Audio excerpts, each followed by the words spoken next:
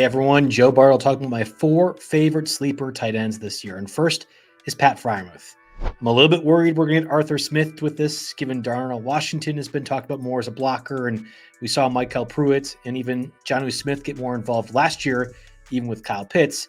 But theoretically, it can't just be George Pickens catching the ball for the Steelers. And in fact, maybe that Darnell Washington's getting more involved is a positive, allowing Pat Freiermuth to be a receiver, not a blocker. We know that Russell Wilson and or Justin Fields are probably not throwing the ball all that much. It'll be a lot of Jalen Warren. It'll be a lot of Najee Harris. But I think George Pickens is going to be the clear target, and then Pat Freiermuth becomes the next guy. You think about the tight ends in that same range. Dallas Goedert, Cole Kmet, Dalton Schultz.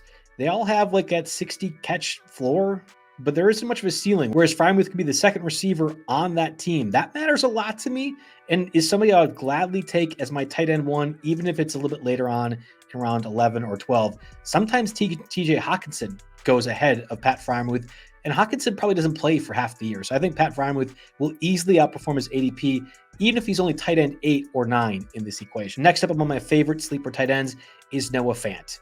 He's the only Iowa tight end not to pop off at this point. Well, that's what it feels like.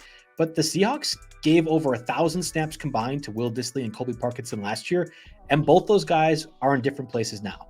Noah Fant signed a 2-year deal, $21 million, to be the tight end 1, and the Seahawks really did nothing else to replace him.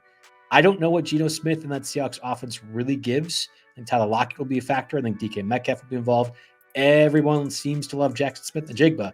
But if the tight end reps are there, or at least to a lesser extent to last season, it's Noah Fant and nobody else. And you're getting Noah Fant drafted typically outside the top 22 tight ends. Does he start for your team every week?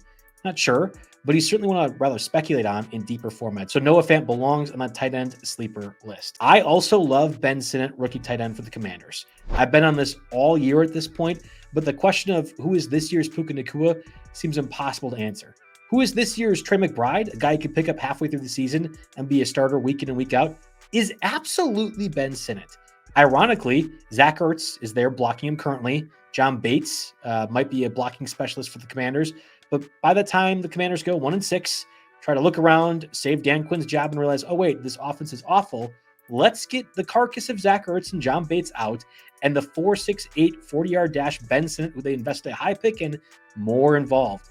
I would not be surprised at all if by week 8, Ben Sinnott is a lock and load into your lineup every week due to his athleticism. Again, that 4.68 40-yard dash was a crazy vertical and broad jump guy, has the draft pedigree, and more importantly, who else is Jaden Daniels throwing it to? It can't just be Terry McLaurin. There needs to be another body. We saw that with Andrew Luck and Kobe Fleener back in the day. I think Jaden Daniels is going to rely on his rookie tight end quite heavily once he gets into the starting lineup.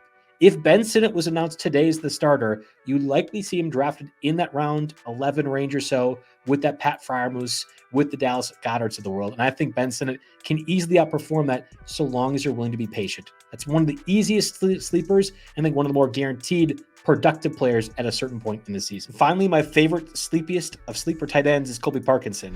Tyler Higbee was recently announced on the PUP list. He tore his ACL back in January.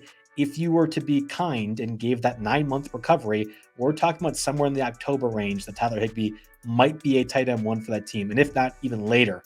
Tyler Davis was playing throughout the preseason. Colby Parkinson was not. The Rams gave Colby Parkinson a pretty big deal in the offseason to be the starting tight end, and we know that Tyler Higbee's had standalone tight end 1 value at certain points in his career. Parkinson's being drafted as tight end 27 in the 30 range at the moment, can get him for free just about anywhere, and automatically operates as the starting tight end in a Sean McVay scheme. We know that matters.